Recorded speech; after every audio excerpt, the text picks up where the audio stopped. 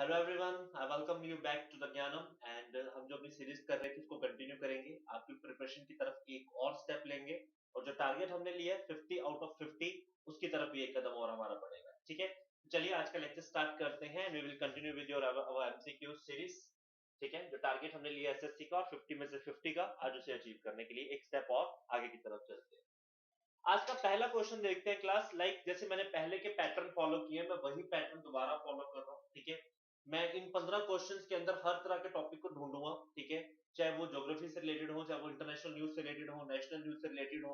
ठीक है, चाहे वो हिस्ट्री से रिलेट करते हो, पॉलिटी से रिलेट करते हो, ऐसे सारे क्वेश्चंस को ढूंढा है मैंने और उसी के अकॉर्डिंग चल रहा हूँ। आगे भी इसी तरीके के पैटर्न को फॉलो करेंगे so that we can match the standard of the CGL and CHSL. ठीक है, चलिए आज का पहला क्वेश्चन देखते हैं। Abdallah Hamdok, who has announced his resignation recently, was the prime minister of which country? Important है question class. Person in news, resignation, appointments, उस कैटेगरी का क्वेश्चन है। ठीक है, अब्दाला हमदोक कहां के प्राइम मिनिस्टर जिन्होंने रिसेंटली रिजाइन किया? ये कंट्री वो है क्लास जहां पर आज की डेट में सबसे ज्यादा पॉलिटिकल टॉर्माइल आपको देखने को मिल सकता है। Military coups, then the formation of about democracy, फिर again the failure of a democracy. और इसी के प्रोस्पेक्ट से चलते हुए यहाँ के जो प्राइम मिनिस्टर ने क्या कर दिया, रिजाइन कर दिया है। कंट्री है आपकी क्लास सूडान। सूडान से इन्होंने रिजाइन किया है। लाइक आई टोल्ड यू, यहाँ पर बहुत बुरा हाल है। दुनिया में ह्यूमैनिटी के नारे लगते हैं लेकिन सूडान की तरफ एक्चुअल में किसी का ध्यान नहीं जा रहा, जहां पर मास रेप, मास मर्डर जैसी चीजें कॉमन हो चुकी है। मेरे शब्दों पर ध्यान दीजिएगा, मास मर्डर, मास रेप कॉमन हो चुका है यहाँ पर। पिछले 2-3 सालों में यहाँ बहुत बुरा हाल हुआ है और वो डेमोक्रेसी की तरफ बढ़ता हुआ मुल्क जो दोबारा से अभी एक टॉर्माइल की तरफ मूव कर गया है। अब ताला हमदोक। चलिए नेक्स्ट क्वेश्चन की तरफ चलते हैं क्लास। खुरनाक फोर्ट, ये हिस्टोरिकली जो इंडिया का पार्ट हुआ करता था कभी किसी जमाने में। क्वेश्चन ये पूछा गया कि आज ये किस कंट्री के कंट्रोल में, आज की डेट में इसे कौन सी कंट्री कंट्रोल कर रही है? ठीक है, न्यूज में रहा है क्लास। ठीक है, खुरनाक फोर्ट, देखो हिस्ट्री का क्वेश्चन हो गया, अब करंट अफेयर से रिलेट कर रहा है। ठीक है, कौन सी कंट्री के साथ है? अब देखो, न्यूज पकड़ने का बड़ा अच्छा तरीका होता है कि किस कंट्री के साथ हमारी ज्यादा प्रॉब्लम्स चल रही है। ठीक है, कई बार ऐसे क्वेश्चन हो जाते हैं। तो अगर आप इसमें गैस वर्क करोगे तो आपके पास दो ही ऑप्शन बच जाते हैं, पाकिस्तान और चाइना। ठीक है, और पाकिस्तान के पास जो एरियाज है उसको अगर देखा जाए तो काफी समय से वो डिस्प्यूटेड एरियाज, मतलब सीज फायर के तौर पर चल रहे हैं, उसमें ज्यादा इंटरवेंशन नहीं हो रही है। पंगा ज्यादा कहां चल रहा है हमारा? चाइना के साथ 2020 से लेके अब तक। ठीक है, ये आपकी जो पैंगोंग तो जो लेक है, ठीक है, आपके ईस्टर्न लद्दाख के अंदर, वहां से थोड़ा सा आगे जाकर ये आपका फोर्ट है। हिस्टोरिकली काफी पुराना फोर्ट है, तो ये क्वेश्चन आपको पूछा जा सकता है। ठीक है, ये चाइना के कब्जे में है आज की डेट में। हालांकि तिब्बत इसके ऊपर काफी टाइम से अपना क्लेम करता है हिस्टोरिकली, बट इंडिया का पार्ट रहा हुआ है, उसको अक्साई चीन के तौर पर चाइना ने कब्जा किया हुआ है। तो न्यूज में था class, you have to be very careful regarding that. ठीक है, चलिए next question. Which vulnerable animal species has been spotted for the first time in Nagaland? Wild life sanctuaries, geography, आ गया क्वेश्चन। ठीक है, वो कहता है कि ऐसी कौन सी वनरेबल एनिमल स्पीशीज है जिसको रिसेंटली नागालैंड में स्पॉट किया गया। ठीक है, काफी न्यूज में रहा था क्लास। ये क्लाउडेड लियोपैड है। ठीक है, ये बहुत बड़ी न्यूज बनी, बहुत समय के बाद आपके क्लाउडेड लियोपैड्स जो होते हैं उनको देखा गया है नागालैंड के अंदर। ठीक है, वनरेबल है, मतलब ऑलमोस्ट एक्सटेंशन के दौर पर है। ठीक है क्लास, नेक्स्ट क्वेश्चन देखते हैं। Bharat Subramaniam who was seen in the news is associated with which of the following sports? Bharat Subramaniam किस स्पोर्ट से क्लेम करते हैं? 14 साल के हैं मात्र और 73वां ग्रैंड स्लैम जो नेशनल जीता है इन्होंने। ठीक है, ये चेस से बिलोंग करते हैं क्लास, 14 वर्ष के हैं मात्र। ठीक है, भरत सुब्रमण्यम, और रिसेंटली हेडलाइंस बनाई इन्होंने जब ये 73वें नेशनल ग्रैंड स्लैम के क्या बने हैं, आपके विनर बने। ठीक है, चेस से रिलेटेड है, स्पोर्ट्स का क्वेश्चन कवर हुआ क्लास यहां से। नेक्स्ट क्वेश्चन देखते हैं class. Which country is the first to successfully conduct a human heart transplant from the genetically modified pig?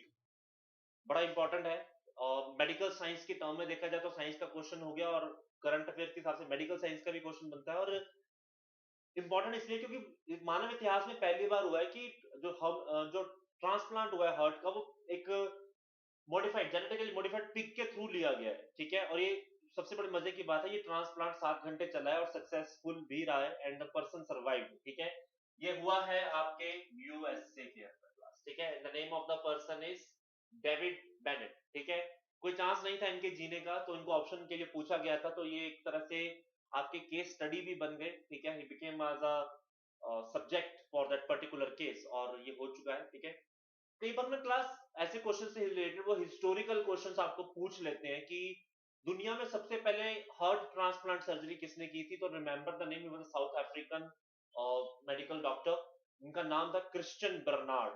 ठीक है, दुनिया की पहली हार्ट प्लांट सर्जरी जिसने की थी क्रिश्चियन बर्नार्ड। बहुत फेमस पर्सनैलिटी है, हिस्टोरिकली बहुत कुछ देख समझ के यहाँ तक पहुंचे हैं। I want you people to study about it और कमेंट सेक्शन में लिख के बताइएगा कि आपको क्रिश्चियन बर्नार्ड के बारे में क्या मालूम है, क्या हार्ड जर्नी के थ्रू ये यहाँ तक पहुंचे हैं, आज नाम इतिहास में दर्ज है। तो इसके बारे में बात करेंगे। नाम याद रखिएगा कि पहली हार्ट ट्रांसप्लांट सर्जरी किसने की थी, क्रिश्चियन बर्नार्ड, और इस बार जिनकी हुई है उनका नाम है डेविड बेनेट। ठीक है, चलिए नेक्स्ट क्वेश्चन देखते हैं class. Lokhawa and Barchapuri Wildlife Sanctuary are located in which state? Geography, wildlife sanctuaries, dams, मैंने बताया था ये क्वेश्चन फेवरेट रहते हैं सीजीएल के। तो ये दोनों वाइल्ड लाइफ सेंचुरीज कहाँ जो रिसेंटली न्यूज में रही। ठीक है, in the terms of counting, चाहे वो आपके टाइगर्स काउंटिंग के प्रोस्पेक्ट से हो, बर्ड काउंटिंग के थ्रू हो, फ्लड्स आने के बाद जो टॉर्माइल्स हुए उसके बारे में है न्यूज। ये दोनों आपकी असम में है। ठीक है, रिस्ट्रिक्टेड वाइल्ड लाइफ एरियाज हैं आपके। ठीक है, ये दोनों कहाँ पे हैं, असम। ठीक है, क्लास लेक्चर में भी हमने औरंग नेशनल पार्क किया था क्लास, वो भी असम में ही था। तो काफी सारे क्वेश्चंस आपके वाइल्ड लाइफ सेंचुरीज के असम के पास आसपास बन रहे हैं, तो ध्यान रखना, चांसेस हैं एक आधा पूछा जा सकता है। ठीक है, चलिए we will move to the next question. Which technological company has launched a non-fungible token NFT profile picture features? ठीक है क्लास, बेसिकली ऑथेंटिफिकेशन है ये किसी प्रोफाइल पिक्चर के ऊपर जिनके पास डिजिटल एसेट्स हैं, उनकी ऑथेंटिफिकेशन की गई है। ये ऐसा पहली बार नहीं हुआ, लेकिन पहले भी हो चुका है। ठीक है, और इसे करने वाला जो आपका ऑनलाइन टेक जाइंट है, दैट इज योर ट्विटर। ये ट्विटर पे स्टार्ट हुआ है और ऑथेंटिफिकेशन है। ठीक है, आप ट्रांसपेरेंसी की तरफ बढ़ रहे हो, बहुत अच्छी चीज है। और ये क्वेश्चन पूछे जाने के चांसेस ज्यादा है क्लास, ध्यान रखना। ये ट्विटर वाला क्वेश्चन पूछा जा सकता है क्योंकि टेक्निकल फील्ड से क्वेश्चन हो जाते हैं, करंट अफेयर से रिलेटेड क्वेश्चन हो जाते हैं। क्रिप्टो करेंसीज, डिजिटल करेंसीज को मार्केट में बहुत ज्यादा हाइप मचा हुआ है, तो ऑल ऑफ सब सब सब पार्ट्स को कवर करते हुए एक question banana, it's a task for a examiner, और वो देखता है कि ऐसा क्वेश्चन मिल जाए जिससे सारे के सारे प्रोस्पेक्ट कवर हो जाए। तो ये क्वेश्चन वो है जो आपके सारे प्रोस्पेक्ट को कवर कर रहा है। नेक्स्ट इज विच स्टेट और UT launch India first district good governance index? ये भारत में पहली बार हुआ कि district wise good governance index introduce किया गया हो। ये शुरू किया गया है क्लास जम्मू कश्मीर में। पहली यूटी, पहली स्टेट जो बनी है जिसने पहला डिस्ट्रिक्ट गुड गवर्नेंस इंडेक्स को स्टार्ट किया। अमित शाह जी ने इसको लॉन्च किया है कुछ समय पहले, जनवरी की बात है। ठीक है, तो जम्मू कश्मीर पहला बना है जिसने ये इंडेक्स क्या किया है, लॉन्च किया। चलिए नेक्स्ट क्वेश्चन देखते हैं क्लास क्या कह रहा है। Buddhadev Bhattacharya, who refused the Padma Bhushan award, was the chief minister of which state? very important question, polity का क्वेश्चन हो गया। ठीक है, कि पद्मा भूषण अवार्ड है, रिसेंटली किस पर्सन ने रिफ्यूज किया है, और मजे की बात है ये चीफ मिनिस्टर रहे हैं किसी स्टेट के। ठीक है, तो ये आंसर हो जाएगा आपका वेस्ट बंगाल, सीपीआईएम। ठीक है, जिस पार्टी से ये बिलोंग करते हैं that is CPIM, communist party of India. मजे की बात यह क्लास कि इनके पहले भी जितने भी और उसके आसपास के जो फेमस लीडर रहे सीपीआई के, Jyoti Basu is one of them, they all have rejected this types of award. Even Jyoti Basu ji ने तो मनमोहन जी के समय में भारत रत्न को भी रिजेक्ट कर दिया था। 5 टाइम वो मुख्यमंत्री रहे हैं आपके वेस्ट बंगाल के। तो ये ट्रेंड रहा है क्योंकि कम्युनिस्ट थ्योरी जो कहती है, जो कार्ल मार्क्स की थ्योरी कहती है, कम्युनिस्ट थ्योरी कहती है कि हमारा रिकॉग्नाइजेशन है पीपल्स वेलफेयर। अगर हमारा किया हुआ काम लोग सराह देते हैं, लोग उसको जानते हैं, तो हमारे लिए वही अवार्ड है। हमें ये फिजिकल और सो कॉल्ड गवर्नमेंट के जो अवार्ड हैं हमें नहीं चाहिए। तो बड़ी अच्छी स्टेटमेंट इन्होंने दी थी अभी बुद्धादेव भट्टाचार्य ने, कि पहले तो मुझे पता ही नहीं है कि ऐसा कुछ हो रहा है, मुझे किसी ने इन्फॉर्म नहीं किया। अगर मुझे पता भी होता और मुझे इन्फॉर्म भी किया होता, मैं तो भी रिफ्यूज करता। तो देख रहे हो आपकी कम्युनिस्ट थ्योरी को जो लोग फॉलो कर जा रहे हैं, वो इतने इसमें अपनी मान्यताओं में विश्वास रखते हैं कि पीढ़ी दर पीढ़ी, लीडर दर लीडर इसको रिजेक्ट करते चले जा रहे हैं। इंपॉर्टेंट क्वेश्चन है क्लास, न्यूज में पूछा जा सकता है। ठीक है, Next is global heads of tech giants Satya Nadella and Sundar Pichai have been named for which civilian award of India? ये पूछा जा सकता है क्लास, क्योंकि CGL CHSL हर बार आपके पद्मश्री, पद्म भूषण, पद्म विभूषण, राजीव रत्न, गांधी खेल रत्न अवार्ड, ऐसे क्वेश्चंस को कवर करती है। स्पोर्ट्स के पॉइंट ऑफ व्यू से, सोशल प्रोस्पेक्ट के व्यू से, science technology, her point of view से क्वेश्चन कवर होता है। ठीक है, तो याद रखिएगा इनको पद्म भूषण अवार्ड मिलना है, जिसके लिए जिसको इन्होंने क्या कर दिया है, एक्सेप्ट किया है, सत्या नंडेला और सुंदर पिचई। ठीक है, पद्म भूषण है। ठीक है क्लास, पद्म विभूषण नहीं है, पद्म भूषण है। Next is scientist from IIT Kharagpur has developed a portable device to detecting which disease? कौन से डिसीज को डिटेक्ट करने के लिए पोर्टेबल डिवाइस बनाई है आपके IIT खड़गपुर ने? तो क्लास इसका आंसर हो जाएगा ओरल कैंसर। ठीक है, इसको कॉमनली हम बोलते हैं माउथ कैंसर, जिसके अंदर कई बार छोटे छोटे आपके ट्यूमर्स होते हैं, वो मुंह में ही बन जाते हैं, जीभ पर, गाल पे, होंठ पे, ऊपर तालू की तरफ, जो पैलेट्स बोलते हैं हम, तो कहीं पर भी इसके बनने के चांस है। तो ये डिवाइस किसने तैयार की है? आपकी IIT खड़गपुर। ठीक है, चलो नेक्स्ट क्वेश्चन देखते हैं क्लास। इन सफेरा, इन सफेरा बेसिकली ये गेटवे ऑफ सहारा कहा जाता है। It's located in which country? ये न्यूज में था क्लास, बड़ा मजे की बात है, डेजर्ट है और यहाँ पर बर्फ पड़ी है। ठीक है, -2 डिग्री से नीचे टेम्परेचर चला गया था। सुनने में अजीब लगता है ना कि डेजर्ट में बर्फ पड़ गई, लेकिन ऐसा होता है। ठीक है, बहुत से डेजर्ट्स हैं वर्ल्ड में जो कि हॉट डेजर्ट्स हैं, लेकिन वहां कई बार टेम्परेचर इतना नीचे चला जाता है कि वहां बर्फ पड़ जाती है। ठीक है, ये अल्जीरिया में है क्लास। ठीक है, इनफैक्ट इस बार तो सऊदी अरेबिया में भी बर्फ पड़ी है, जो माउंटेन रेंजेस के आसपास लग रही हैं, वहां पर ऐसा हुआ है। ठीक है, तो सऊदी में भी इस बार कई जगहों पर बर्फ पड़ी है। ठीक है, और आपकी जो अन सफेरा है, ठीक है, ये भी अन सफेरा, यहाँ पर भी आपके पास क्या पड़ी है?